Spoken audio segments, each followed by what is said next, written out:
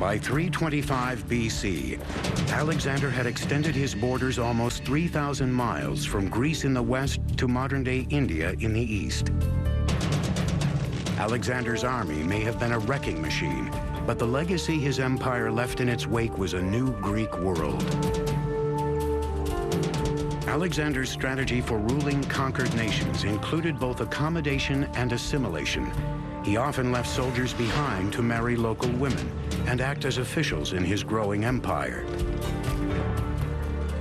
Towns that were formerly Persian, Egyptian, or Indian were transformed into Greek cities.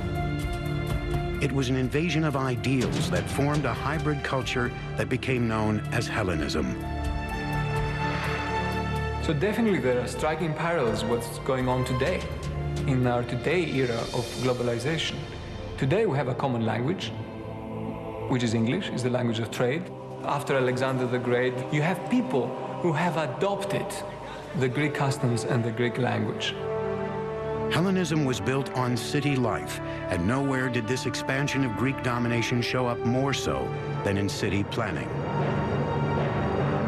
Whether they were beginning a new city or reshaping an old one, as the empire grew, Alexander's engineers laid it out on a grid plan that the Greeks had used since the 5th century BC.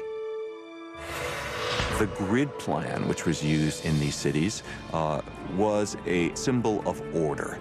Any government that could replace the traditional winding alleyways of a city with a rectilineal grid plan of streets at right angles was a government to be feared, a government to take notice of.